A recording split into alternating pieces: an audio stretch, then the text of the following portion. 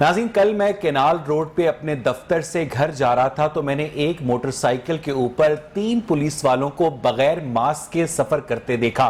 तो मेरे जहन में अचानक से ये सवाल पैदा हुआ कि लाहौर शहर में जो श्रीनगर की तरह जगह जगह नाके लगाए गए हैं, जहां पर शहरियों को रोककर मास्क ना पहनने पर जुर्माने किए जा रहे हैं, मुकदमात दर्ज किए जा रहे हैं, तो वो पुलिस वाले खुद उन SOPs पर अमल दरामद क्यों नहीं करते। इस वक्त लाहौर शहर में जो कोरोना की इन्फेक्शन रेशो है वो 24% से तजावुज कर चुकी है और ये वो आदादो शुमार हैं जो रिपोर्ट हुए हैं। एक बहुत बड़ी आबादी पाकिस्तान की और लाहौर की ऐसी है जिसकी ना कोई स्टैटिस्टिकल टेस्टिंग हुई है, ना उसकी सैंपलिंग हुई है, चले जा रही है अल्लाह के सहारे, ये वाला मामला है। सिर्फ अमेरिका में इस वक्त 17 करोड़ लोगों को वैक्सीन लग चुकी है और पाकिस्तान में ये तादाद अभी 6-7 लाख से ज्यादा नहीं है। आखिर क्या वजह है कि जिन SOPs के ऊपर अमल करने का हुकूमत अवाम से कहती है, अमूमी तौर पर उन्हीं SOPs का हुक्मरान अपनी प्रेस कॉन्फ्रेंसेस में, अपने इजलासों में ख्याल नहीं रखते और पाकिस्तान में एक आम आदमी तक कोरोना वैक्सीन कब पहुंचेगी और जो कानून की सिलेक्टिव इंप्लीमेंटेशन है, एक बंदे की माली और समाजी हैसियत देकर एक पुलिस ऑफिसर इस बात का फैसला करता है कि इस पर पर्चा देना है या इसे सैल्यूट करना है। इस पर आज के प्रोग्राम में हम दीगर स्टोरीज के अलावा बात करेंगे। मेरे साथ स्टूडियोज में मौजूद है चौधरी शहबाज अहमद साहब, सीनियर एडवोकेट हैं। शहबाज साहब, बहुत बहुत शुक्रिया आपके वक्त के लिए। ये जो सिलेक्टिव इंप्लीमेंटेशन ऑफ लॉ है, इससे शहरियों में बददिली नहीं फैलती? बिल्कुल ऐसे ही है अफैज साहब। बेसिकली लॉ इम्पोजिशन जो है वो बहुत ज़रूरी है और वो इक्वल होना चाहिए हर एक के लिए। अब देखा जाए तो जो मास्क के ऊपर इन्होंने इतना जोर दिया हुआ है, अब हर शहरी को इस पे पाबंद करना, इस पे इम्प्लीमेंटेशन जो है लॉ की होनी चाहिए। उसमें हर एक को इस बात से बालातर, इस बात से एक इसमें इक्वलिटी होनी चाहिए। हर एक जो शहरी है उसके साथ ऐसा ही सलूक होना चाहिए जैसे एक आम शहरी और एक जो है एक रीजनेबल के साथ जिस तरह दूसरे लॉज इम्प्लीमेंटेशन इदारे हैं उनके साथ हो रहा है। तो इसी तरह इसमें भी ऐसा ही होना चाहिए।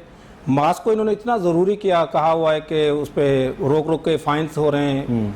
अब उसकी जो है लॉ तो इसको मैं वापस आपके पास आऊंगा चौधरी शहबाज अहमद साहब। मेरे पास इस वक्त टेलीफोन लाइन पर डॉक्टर इमरान नवाब मौजूद हैं, सदर हैं young doctors association services hospital के, और आज उन्हें टेलीफोन लाइन पर लेने का मुद्दा ये था कि उनसे हम कोरोना के हवाले से तो बात करेंगे, लेकिन एक और बड़ी ही तहलका खेज खबर मौसूल हो रही है कि सर्विसेज हॉस्पिटल में जो ऑर्थोपेडिक सर्जरी डिपार्टमेंट है उसमें रेगुलर ड्रिलिंग मशीन इस्तेमाल हो रही है, जिससे लगता यह है कि पाकिस्तान में जो सेहत के वसाइल हैं वो सिर्फ और सिर्फ फेसबुक और ट्विटर पर इस्तेमाल होते हमें नजर आ रहे हैं और हम अपने हॉस्पिटल्स को वो सहूलियात देने में नाकाम हो गए हैं जिनका दावा किया जाता है। पिछले दिनों मुझे खुद सर्विस अस्पताल जाने का इत्तफाक हुआ तो मैंने देखा कि उसकी लिफ्ट खराब पड़ी है और उसकी सीढ़ियों पे जगह जगह पान के दाग हैं, सिगरेट के दाग लगे हुए हैं और वो हॉस्पिटल से ज्यादा एक स्लॉटर हाउस नजर आता था। डॉक्टर इमरान नवाब, आप मुझे सुन सकते हैं?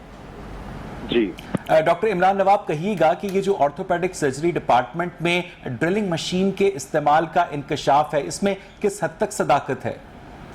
सर, ये कहा तो नहीं जा सकता, अभी फिलफोर इसकी तहकीकात जारी हैं कि वाकई ही ड्रिलिंग मशीन जो नॉर्मल हम इस्तेमाल करते हैं, जो आउटडोर में इस्तेमाल की जाती वही थी, या ड्रिलिंग मशीन जो मेडिकल इंस्ट्रूमेंट एज आ इस्तेमाल की जाती वो वाली थी।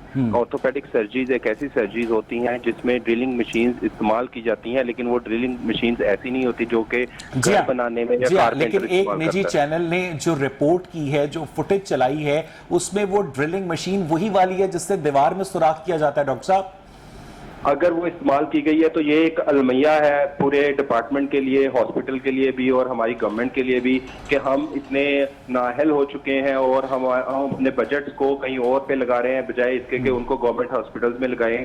अभी देखें, कोरोना की वबा चल रही है जिसमें सारा सर लोड गवर्नमेंट हॉस्पिटल्स ने अपने आप पर लिया हुआ है, क्योंकि प्राइवेट हॉस्पिटल जो लाखों चार्ज कर रहे हैं कोरोना आइसोलेशन के लिए, वेंटिलेटर के, वो एक गरीब आदमी की इस बात से बाहर है। तो अगर आप गवर्नमेंट हॉस्पिटल में जाएं तो बेड्स की कमी की वजह से पेशेंट दर बदर फिर रहे हैं, डॉक्टर्स भी पॉजिटिव आ रहे हैं और पेशेंट्स भी बहुत ज्यादा तादाद में अस्पतालों का रुख कर रहे हैं। वहाँ ज्यादातर बजट जो गवर्नमेंट को, पंजाब गवर्नमेंट को और हमारी फेडरल गवर्नमेंट को गवर्नमेंट हॉस्पिटल पे स्पेंड करना चाहिए। अगर वहाँ पे ये वाकया होता है तो ये एक दर्दनाक। अच्छा डॉक्टर इमरान नवाब, ये कहिएगा कि अगर ऑर्थोपेडिक सर्जरी डिपार्टमेंट में इस तरह से ड्रिलिंग मशीन इस्तेमाल हुई है, एक ऑर्थोपेडिक सर्जन ने तो अपने फराइज पूरे करने हैं ना, उसने किसी भी तरह अपना काम करना है। अगर उसे मुनासिब वसाइल नहीं दिए जाएंगे सरकार की जानिब से तो वो अपनी जेब से तो नहीं पैसे खर्च करेगा ना, वो तो जो है उसी से काम चलाने की कोशिश करेगा। जी, आपकी बात ये बिल्कुल ठीक है। हम अस्पताल के मुलाजम हैं, जैसे कि कोई और नर्सिस पैरामेडिक्स मुलाजम होते हैं या कोई लिफ्टर मुलाजम होता है, तो हमने ये सारे औजार घर से नहीं लेके आने होते, ये इंस्ट्रूमेंट घर से नहीं लेके आने। ये तो गवर्नमेंट ऑफ पाकिस्तान ने हमें प्रोवाइड करने और हमने उसी महदूद वसाइल में हमने मरीजों का इलाज करना है। अगर वहाँ पे ड्रिलिंग मशीन नहीं होगी, अगर मैं ये नहीं कह रहा कि इस्तेमाल हुई है, अगर इस्तेमाल की है किसी डॉक्टर ने तो उसमें डॉक्टर का कसूर नहीं, वो इमरजेंसी जान बचाने के लिए जो भी अवेलेबल रिसोर्सेज है वो इस्तेमाल करेगा, और यही हमें सिखाया जाता है कि जो भी अच्छा डॉक्टर इमरान नवाब, इसी हवाले से एक ज़िमनी सवाल भी लीजिएगा कि सरकारी अस्पतालों में जो डॉक्टर्स को, रजिस्ट्रार्स को, प्रोफेसर्स को तनख्वाह मिलती है, उसमें मरीजों के साथ मुस्कुराकर बात करना मना होता है? नहीं, ये तो नहीं है कि वो मना होता है, being a doctor, being a health professional. लेकिन उनका रवैया ऐसे होता है जैसे मिस्र की सरजमीन पर एक फिरौन होता है और दूसरी रियाया होती है। नहीं सर, ये ऐसे नहीं है कि वो हर डॉक्टर, ये पर्सन टू पर्सन वेरी करता है कि जिस तरह हर इंसान तबके का दूसरे से मुख्तलिफ होता है, ऐसे ही हेल्थ प्रोफेशनल में भी कुछ ऐसे होते हैं जिनके रवैये थोड़े सख्त होते हैं as compare to the other people. तो ये नहीं कह सकते, लेकिन इसके एक वही डॉक्टर्स जब प्राइवेट क्लिनिक्स पे आते हैं तो उनकी जबान में शहद घुल जाता है। डॉक्टर साहब, मैं इसके पीछे वजूहात को भी जानना बहुत जरूरी है कि ये वजह क्यों होती है। जब आप एक डॉक्टर की ड्यूटी पे 400 पेशेंट्स उसके ऊपर चढ़ा दौड़ेंगे तो वो एक ह्यूमन एक वैसे ही नेचर है कि वो एनॉयड हो जाता है।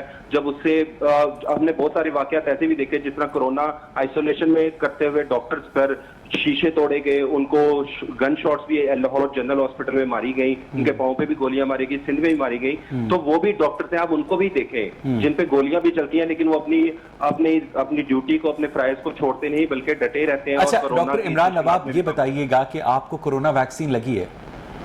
जी, मुझे कोरोना वैक्सीनेशन, मैं वैक्सीनेट हुआ हूँ। इसका मतलब ये है कि लाहौर शहर में जो फ्रंट लाइन हेल्थ वर्कर्स हैं सरकारी अस्पतालों में, वो काफी हद तक वैक्सीनेट हो चुके हैं और गवर्नमेंट का ये दावा ठीक है? नहीं, ये बात बिल्कुल गलत है कि काफी हद तक वैक्सीनेट हो चुके हैं। गवर्नमेंट जो हेल्थ प्रोफेशनल्स हैं 15 to 20% जो है वैक्सीनेट हुए हैं। सिर्फ 15 से 20%?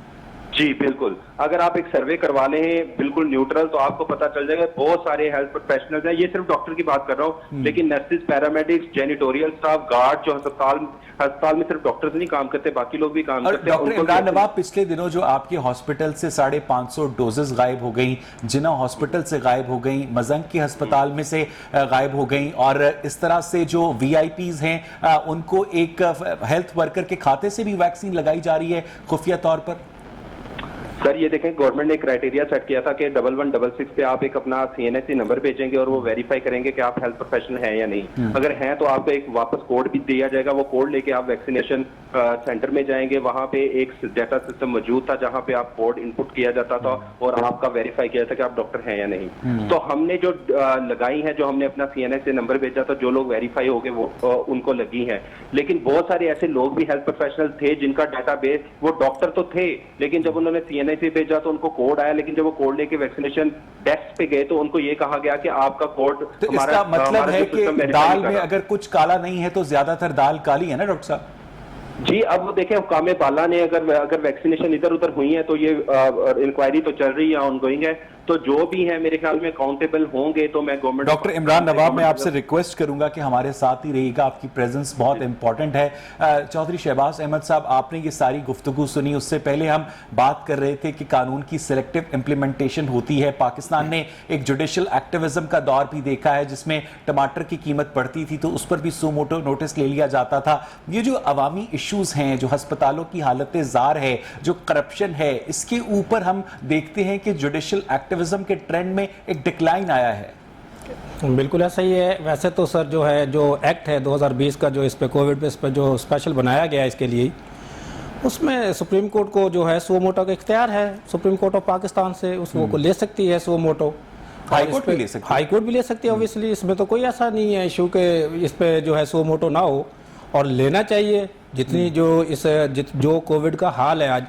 इस वक्त जिला कचहरी लाहौर में, मॉडल टाउन कचहरी में, जो दीगर लोअर कोर्ट्स हैं, वहां पर कोरोना एसओपीज को जिस तरह मुल्जिमान को लाया जाता है जमानतों के लिए, हथकड़ी बांधी नहीं होती, लपेटी होती है, क्या नजर नहीं आ रहा होता लोगों को?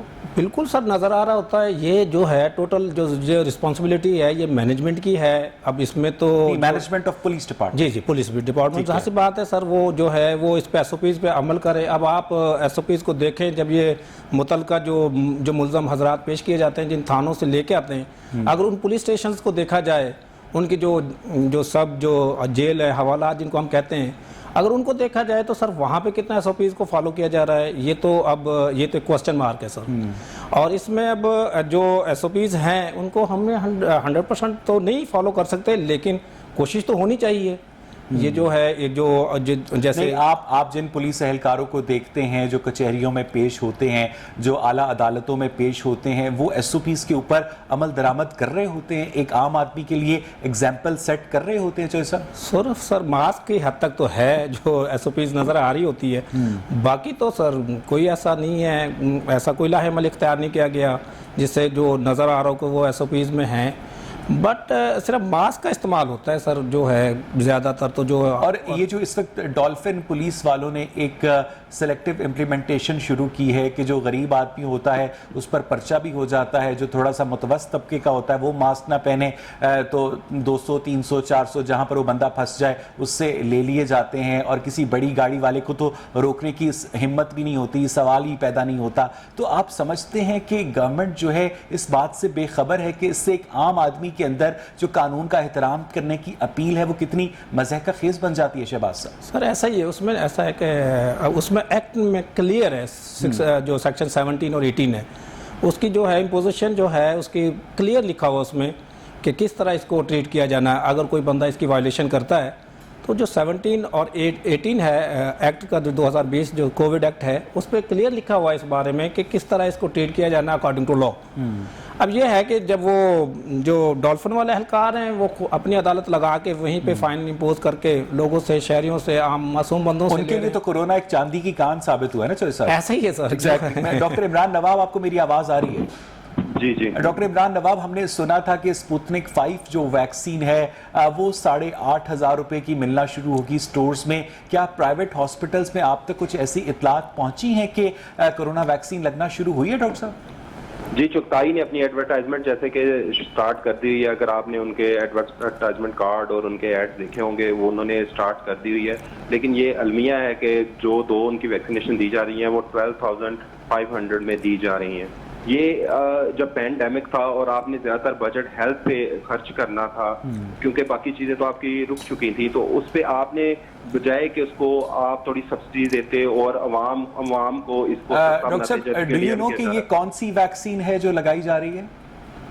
ये जो इनकी वैक्सीनेशन आई है, ये साइनो जिसमें है जो आम गवर्नमेंट में लग रही है वो भी है, जिसमें स्पुतनिक है वो भी है। ये मिक्स लग रही है और मिक्स पैकेजेस इसके दिए जा रहे हैं। लेकिन हमने तो सुना था कि ड्रैप ने इसकी प्राइस जो है 2 शॉट्स की वो 8,500 रुपए या 8,400 रुपए मुकर्रर की है, और आज एक सेनेट में करारदाद भी पेश हुई है जिसे ऑपोजिशन ने मुत्तफिका तौर पर मंजूर करवाया है कि इसकी प्राइस को मजीद कम किया जाए। डॉक्टर साहब सर यही तो है कि प्राइवेट माफिया इतना ज्यादा मजबूत हो चुका है कि वो गवर्नमेंट के ऑर्डर्स को भी बाईपास कर देता है और उसको फॉलो नहीं करता। तो इस पे तो गवर्नमेंट और अरबाब इख्तियार ने एक्शन लेना होता है और आम आवाम को रिलीफ देना होता है। तो मैं यहाँ पे ये कहना चाहूंगा कि अगर आपको आपकी नॉलेज के लिए कि अब गवर्नमेंट ऑफ पंजाब ने हेल्थ प्रोफेशनल जिसमें डॉक्टर्स भी सफे अव्वल में शामिल हैं उनकी वैक्सीनेशन का प्रोसेस रोक दिया है। आप जो कि मैसेज किया जी, अगर आप मैसेज भेजे तो उसमें ये बताया जाता है कि 50 साल और 60 साल से ऊपर लोगों की वैक्सीनेशन की जाती है। अभी हेल्थ प्रोफेशनल का जो वैक्सीनेशन का अमल है वो रोक दिया गया है। डॉक्टर साहब, ये तो बहुत बड़ी खबर है, ये तो बहुत बड़ी खबर है कि आप एक 50 से लेकर ऑनवर्ड्स जो आबादी है उसको आप वैक्सीनेट करना शुरू करें, और जो डॉक्टर्स, जो नर्सेज वहां पर दिन रात 50 साल से कम उम्र के काम कर रहे हैं उनको आप कुदरत के हवाले कर दें।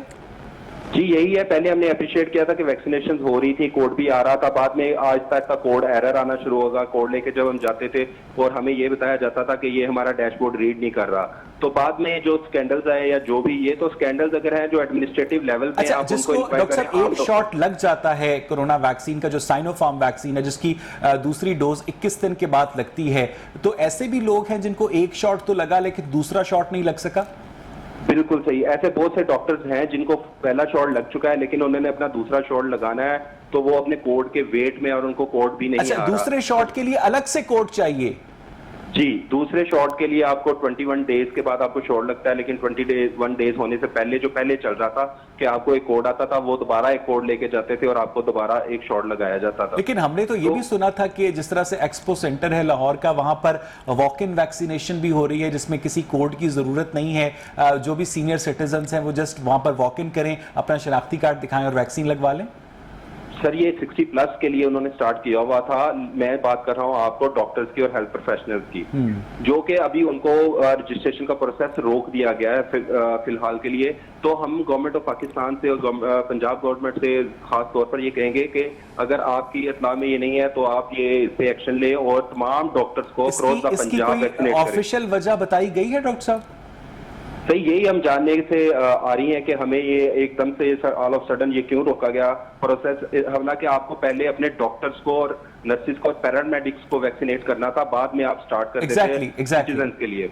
लेकिन यहाँ पे यही है कि चीजें जब भी आती हैं उसमें एक माफिया हरकत में आता है और वो चीजों को अपने तौर पे अपने लिए पॉलिसीज को बनाना शुरू डॉक्टर साहब मेरे साथ ही रहेगा। शहबाज साहब, आज जो सेनेट में करारदाद मंजूर की गई ऑपोजिशन की जानिब से जिसमें कोरोना वैक्सीन की प्राइस के हवाले से बात किया गया, तो उन्होंने आइन के आर्टिकल 38 का उसमें हवाला दिया जो कि इस बात को इंश्योर करता है कि जो सस्ती हेल्थ सर्विस है वो रियासत अपने शहरियों को प्रोवाइड करेगी। एक ऐवान बाला मुल्क का, पार्लियामेंट का अपर हाउस इस तरह की करारदाद मंजूर करे, उसके बावजूद भी गवर्नमेंट अगर उस पर कोई नोटिस ना ले तो फिर एक आम आदमी कहां जाए? शहबाज साहब सर ऐसा ही है, इसमें बेसिकली अभी मेरे भाई ने बताया कि जो है प्राइवेट इदारे हैं वो इस मुल्क में इस तरह जो है उन्होंने इस मुल्क को टेक ओवर किया हुआ है कि वो होने नहीं देते। गवर्नमेंट तो चाह रही है कि कुछ किया जाए, लेकिन इन प्राइवेट इदारों का ये भी एहसान है कि चले महंगी ही सही आप तक प्रोडक्ट्स पहुंच तो जाती हैं, क्योंकि इनके ये जो प्रोडक्ट्स एक आम आदमी तक पहुंचा रहे होते हैं तो रस्ते में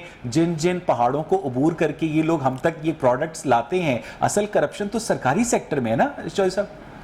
बिल्कुल ऐसे ही है सर कि सरकारी सेक्टर जब नाहल हैं इसमें तो वो नहीं अपनी जो ड्यूटी परफॉर्म कर रहे सही तरीके से, तो तभी ये जो है जो इश्यूज क्रिएट हो रहे हैं। और इसमें प्राइवेट सेक्टर जो है वो अब सर उन पे जब तक लॉ, मैं फिर सर वही बात कहूँगा, जब तक लॉ इम्प्लीमेंटेशन सही नहीं होगा, जब तक तमाम इदारे अपने तरीके से अपनी लिमिट्स में रह के काम नहीं करेंगे, तब तक सर ऐसे ही रहना है, यही इसी तरह चलना है जो भी है, जो इश्यूज आ रहे हैं सामने। तो शहबाज साहब, जो वकला हैं वो कोरोना SOPs पर अमल करते हैं अपने दफातर में जब साइलिन से मिलते हैं? अव्वल तो मुझे इस लफ्ज़ साइल पे बड़ा एतराज़ है, ऐसे लगता है जैसे शहनशाह जहांगीर के दरबार में कोई शख्स आया। एक ऑनरेबल क्लाइंट जो होता है आपका, उसके साथ इंटरेक्शन करते हुए आप लोग SOPs पर अमल करते हैं? जी सर, वैसे ये बात देखने में आई है कि जो वकला हजरात हैं वो SOPs पे बहुत ज़्यादा जो है जो अमल कर रहे हैं। एक तो प्रॉपर मास्क में सर यानी कि जो है क्लाइंट से डील होती है, क्लाइंट्स से जो डील कर रहे होते हैं उनके जो इश्यूज़ को उनको सुन रहे होते हैं। दूसरा सर ये है कि वहाँ पे जो है सैनिटाइज़र ऑफिस में हर एक तकरीबन जो है मेरे ख्याल से वकील साहब ने अपने ऑफिस में रखा हुआ है। और ये है कि अब ज़्यादातर जो है 1 by 1 क्लाइंट्स को डील किया जा रहा है। अब ऐसा नहीं है कि ठीक है, मैं वापस आपके पास आता हूँ। डॉक्टर इमरान नवाब, आपको मेरी आवाज़ आ रही है? जी डॉक्टर साहब, एक साल से ज़्यादा अरसा होने को आया है, इस वक्त पाकिस्तान कोरोना वबा से लड़ रहा है। एक आम आदमी में अगर सिम्टम्स अपीयर होते हैं तो आप कुछ स्टेप्स बता सकते हैं कि वो क्या करे? जब पहली लहर, इसकी पहली वेव थी कोविड-19 की, उसमें जो सिम्टम्स थे वो फ्लू लाइक सिम्टम्स थे जिसमें नज़ला, जुकाम, बुखार, खांसी इस सिम्टम के साथ आते हैं और सॉर थ्रोट, जिस गला खराब की वजह से। तो उनकी उस लाइन पे जो भी पेशेंट आता था हम उसको आइसोलेट करते थे। बाकी जो आम पेशेंट्स आते थे जिस तरह सर दर्द के या कोई और पेशेंट्स होते थे, तो अब हमने बाद में देखा कि जिस तरह मॉडिफाई होता गया या टाइम चेंज होता गया, तो अब पेट दर्द के साथ और खून, नाक से खून बहना जिसको एपिस्टेक्सिस कहते हैं, वो उसके साथ भी जो पेशेंट आ रहे हैं और उनका जब टेस्ट किया जाता है उसको कोविड-19 पॉजिटिव आता है। और जो पीसीआर किया जाता है, मैं यहाँ पे बात वाज़ेह करता जाऊं, वो 74% है जो नेजल स्वैब या थ्रोट स्वैब से लिया जाता है और उसका कल्चर किया जाता है, वो 74% है जो आइडेंटिफाई करता है। मोस्टली वो एसिम्प्टोमेटिक पेशेंट होते हैं और आइडेंटिफाई भी नहीं होते, लेकिन उनको कोविड होता है। तो WHO ने, वर्ल्ड हेल्थ ऑर्गेनाइजेशन ने गोल्ड स्टैंडर्ड जो इन्वेस्टिगेशन रखी हुई है HRCT है, जो आपको कराना पड़ता है छाती का, और उसके बाद इन्फिल्ट्रेशन आती है। उसका कोविड-19 पीसीआर नेगेटिव भी होता है, लेकिन वो HRCT पे पॉजिटिव होता है। ये तो हमने वो HRCT टेस्ट कितने का है डॉक्टर साहब? ये हमारे एज फार एज सर्विसेज की बात करें तो ये फ्री में किया जा रहा है हमारे डिपार्टमेंट में, इमरजेंसी में वो फ्री ऑफ कॉस्ट हो रहा है। लेकिन अगर आप प्राइवेट में चले जाओ तो यही 8-10 हज़ार का ये टेस्ट है। और इसका मतलब ये है कि वहां पर एक अलग किस्म की जो प्राइवेट सेक्टर के लिए वहां पर पैसे कमाने के मौके मौजूद है। मैं आपको यही बताता चलूं, पाकिस्तान का ये अलमिया है कि प्राइवेट सेक्टर को रेगुलेट करने की बहुत ज्यादा जरूरत है, इन पे चेक एंड बैलेंस करने की बहुत ज्यादा जरूरत है।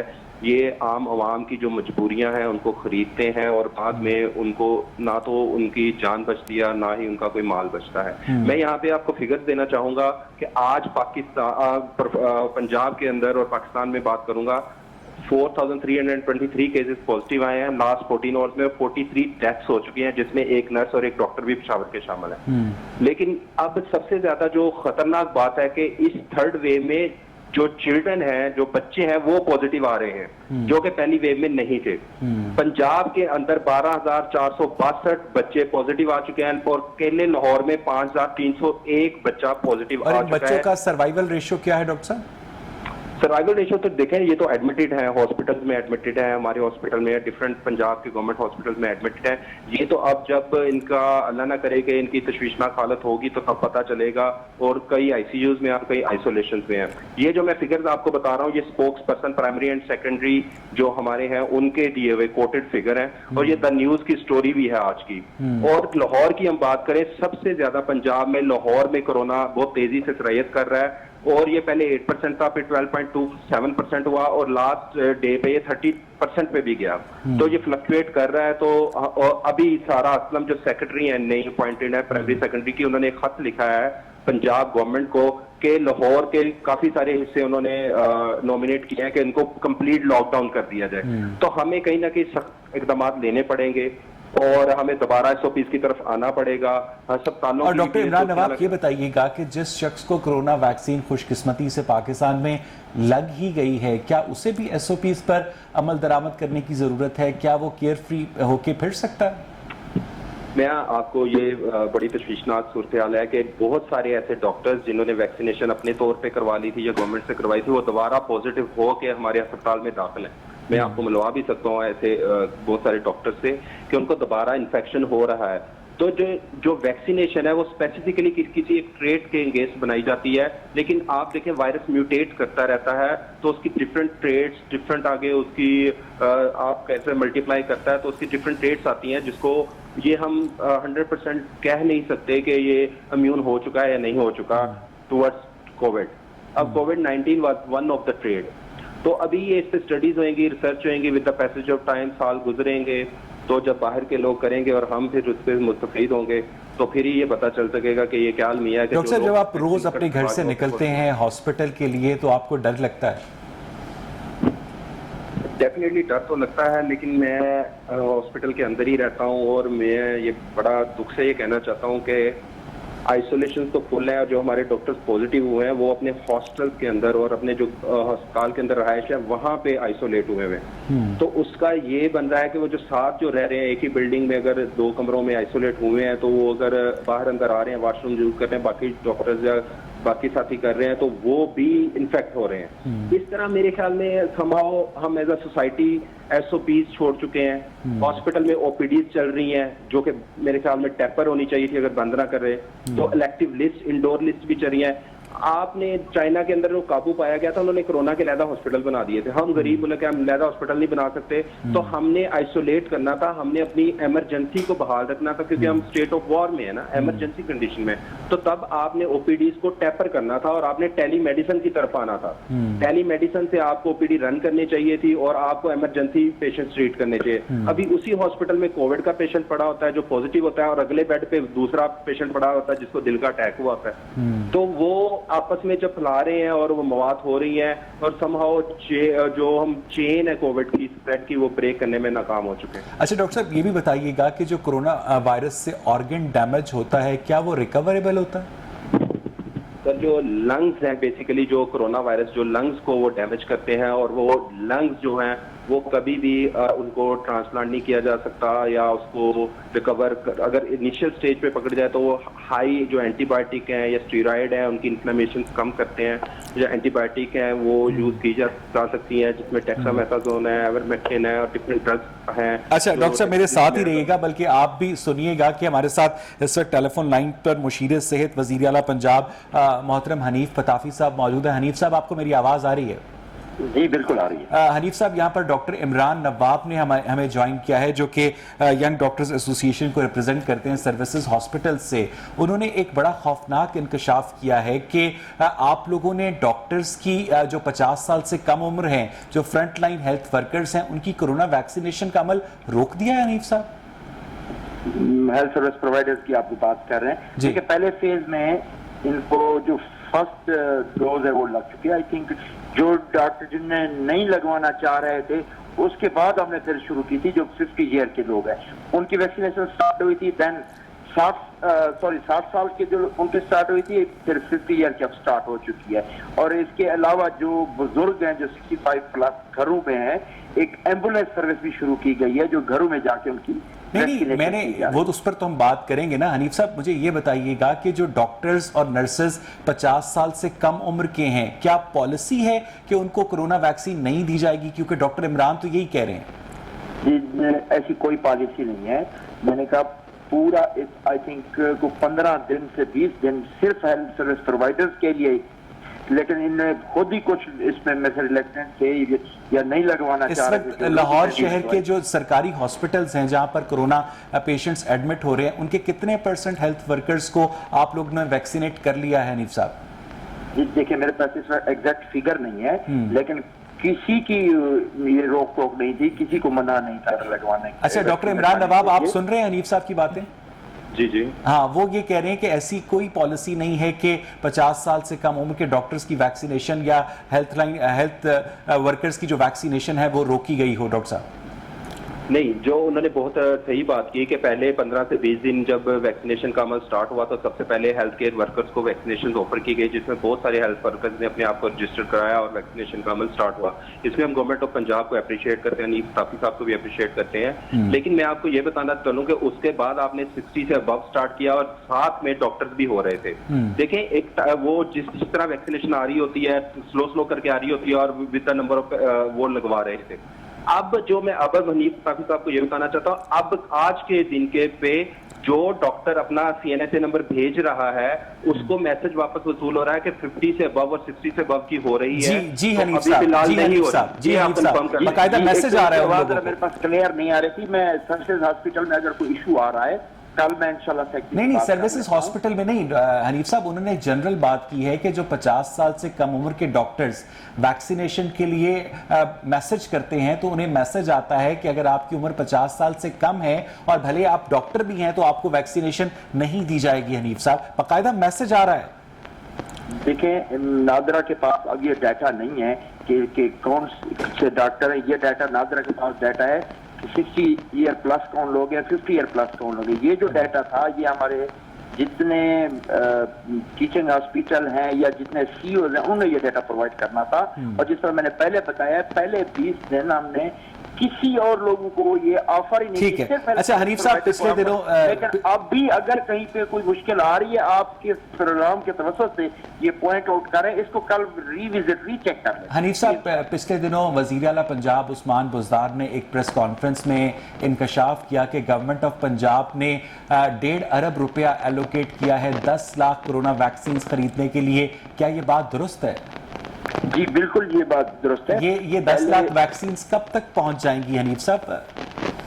ये 10 लाख वैक्सीन जो मेरे इल्म में है, इंशाल्लाह इसी मंथ में इंशाल्लाह वो 10 लाख जो ये सारी साइनोफार्म होगी या दीगर कंपनी से भी पहुंचेंगी? नहीं, ये सारी ये चाइनीज वैक्सीन आ रही है। अच्छा, मुझे हनीफ साहब ये बताइएगा कि अगर हम 1.5 अरब को ऊपर रखें और नीचे 10 लाख को रखें, नीचे के 6 जीरो काटे और ऊपर के 6 जीरो काटे, तो एक वैक्सीन की प्राइस 1500 रुपए बनती है। यानी गवर्नमेंट जब वैक्सीन खरीदती है तो वो उसे 1500 रुपए की पड़ती है और वो आवाम को लगा देती है, लेकिन गवर्नमेंट वही वैक्सीन जो है आम आदमी को कहती है कि आप 8,500 रुपए की खरीदें। हनीफ साहब, ऐसा क्यों? देखिए, इसको वफाकी गवर्नमेंट देख रही थी, ये हमारा पंजाब का सब्जेक्ट नहीं था, तो इसके बारे में मैं ज्यादा कमेंट नहीं कर सकूंगा।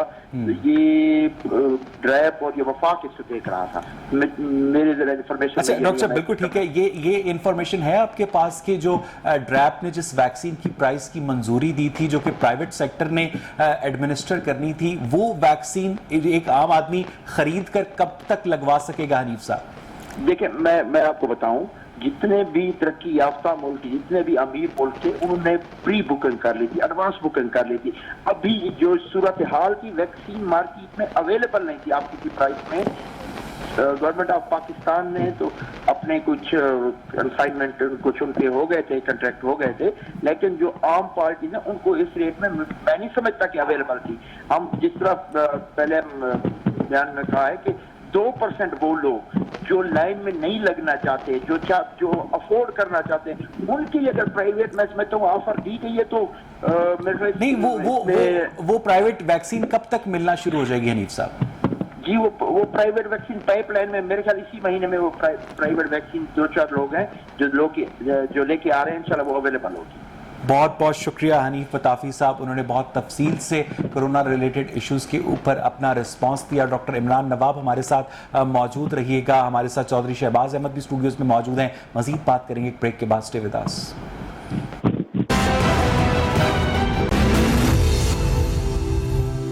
वेलकम बैक नाज़रीन। ब्रेक से पहले हम बात कर रहे थे कोरोना वायरस की सूरत हाल पर। इस वक्त टेलीफोन लाइन पर मेरे साथ चौधरी फरगाम मौजूद हैं, जो कि रीजनल चेयरमैन है पाकिस्तान पोल्ट्री एसोसिएशन के। फरगाम साहब, आपको मेरी आवाज़ आ रही है? फरगाम साहब, आपको मेरी आवाज़ आ रही है? जी आ रही है। हाँ फरगाम साहब, ये कहिएगा कि पिछले दिनों हमने जो चिकन की प्राइसेस में हाइक देखा, उसकी बहुत बड़ी वजह कोरोना वायरस की वजह से पैदा होने वाला इक्तिसादी बहरान बताया गया। अब क्या सूरत हाल है चौधरी साहब?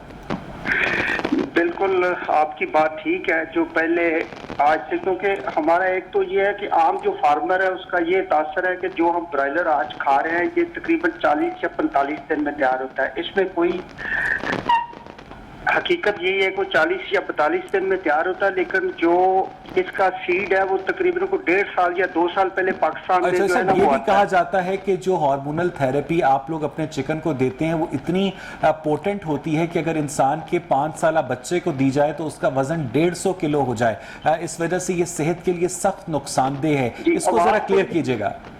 जी मुझे समझ नहीं क्या कहा है आपने। मैंने कहा कि आप लोग जो पोल्ट्री एसोसिएशन अपने चिकन को जो फीड देते हैं उसके अंदर जो हार्मोन्स होते हैं उसकी वजह से अगर वो मिसाल के तौर पर एक 5 साल के इंसान के बच्चे को वो फीड दी जाए तो उसका वजन 150 किलो हो जाए, इसलिए ये बहुत सेहत के लिए नुकसानदेह होता है ये ब्रायलर चिकन। ये बातें सर्कुलेट कर रही हैं सोशल मीडिया पर। फरगाम साहब जी बहुत बहुत शुक्रिया। इसमें जो इसकी ग्रोथ है इसमें 3 फैक्टर्स हैं। एक तो बर्ड का जेनेटिक पोटेंशियल है, दूसरा मतवाजन फीड है। पूरी दुनिया में किसी जगह पे भी फीड में हार्मोन्स इस्तेमाल नहीं होते, पूरी दुनिया में किसी जगह पे कोई रिसर्च पेपर नहीं है भी आप, और वही जो स्टैंडर्ड्स हैं बाहर के वही वहाँ से फार्मूलेशन है कि वहाँ से हमारे डॉक्टर्स हैं वो नहीं, लेकिन फरगाम साहब ये बात तो एक जनरल फरगाम साहब ये बात तो जनरल ऑब्जर्वेशन है कि जब से पाकिस्तानी माशरे में ब्रायलर चिकन का इस्तेमाल बढ़ा है तो लड़कियों की प्यूबर्टी एज भी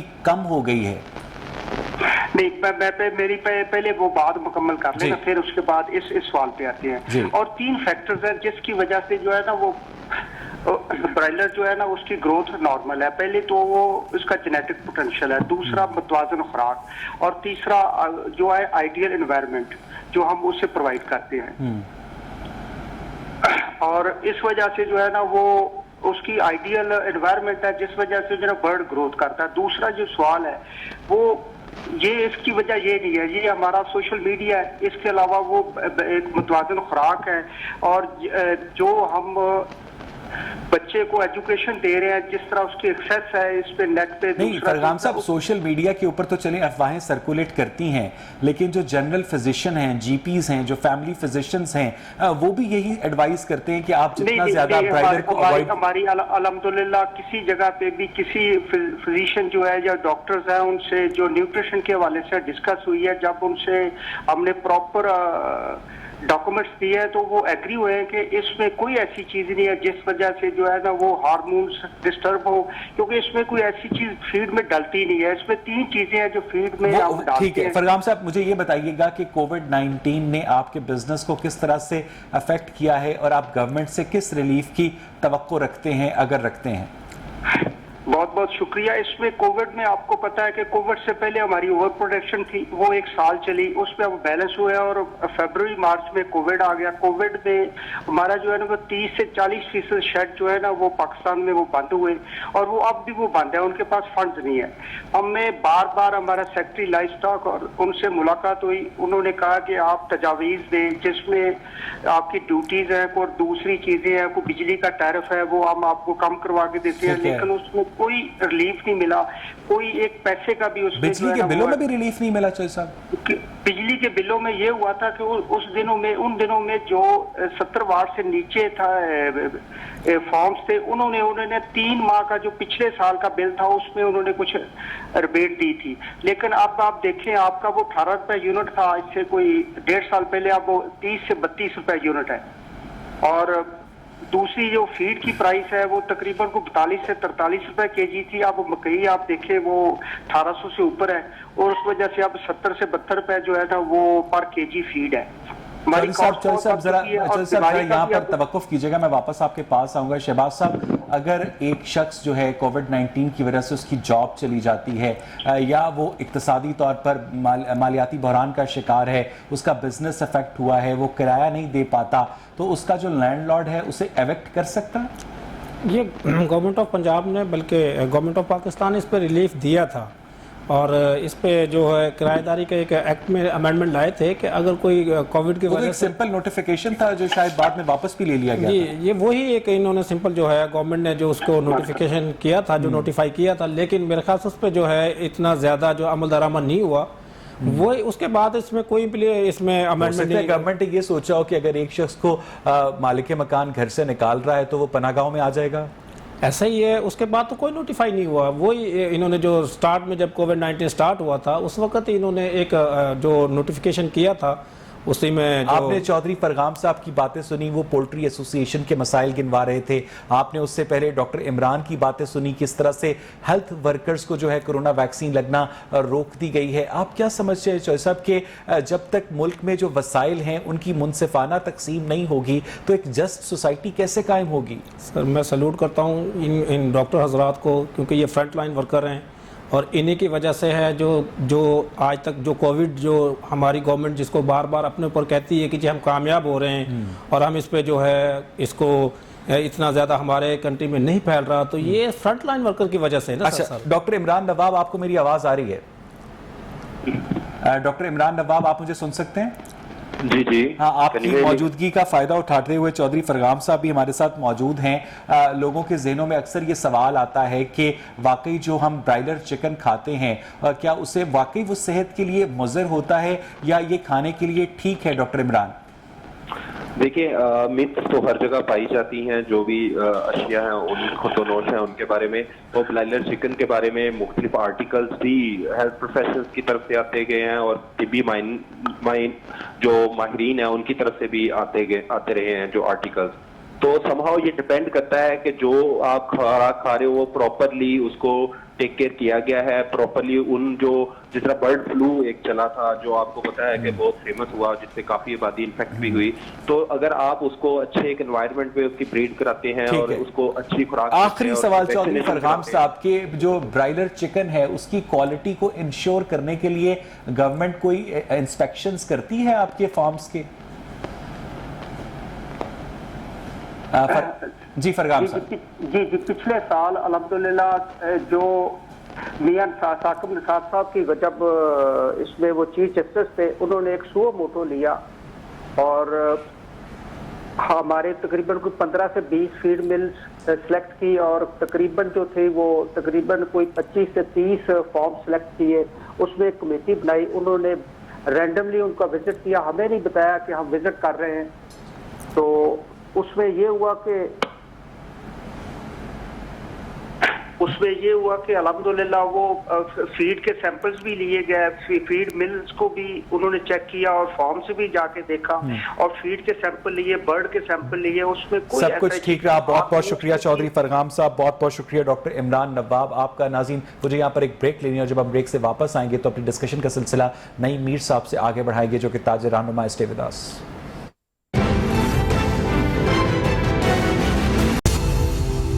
वेलकम बैक नाज़रीन। ब्रेक से पहले हम बात कर रहे थे कोरोना के मुख्तलिफ एंगल्स के हवाले से, जिसमें पोल्ट्री जो हमारी सनत है वो भी शामिल है। इस वक्त टेलीफोन लाइन पर नईम मीर साहब, जनरल सेक्रेटरी अंजुमन ताजरान मौजूद हैं। नईम साहब, जो कि कोरोना के हवाले से पाबंदियां लगाई गई हैं ताजरों की, SOPs के हवाले से हफ्ते इतवार को मार्केट बंद रखने का कहा गया है, शाम को मार्केट्स बंद हो रही हैं, आप इनसे मुतमईन हैं? नहीं जी, मुतमईन तो हम बिल्कुल भी नहीं है और इसलिए भी हमें मुतमईन नहीं होना चाहिए, क्योंकि ये जो महदूद औकात हैं और उसके बाद जब जुमे का दिन और फिर हफ्ता इतवार की छुट्टी, तो ये वो तमाम असबाब हैं जिसकी वजह से कोरोना फैल रहा है और कोरोना रुकने को नहीं आ रहा। मैं छोटी सी आपको मिसाल दूंगा। इधर लाहौर में शिमला पहाड़ी पर एक नादरा का मेगा सेंटर है जो 24 घंटे खुला रहता है और इसी तरह लाहौर में दीगर नादरा के सेंटर्स भी हैं जो शाम 5 बजे या 6 बजे गालबन बंद हो जाते हैं।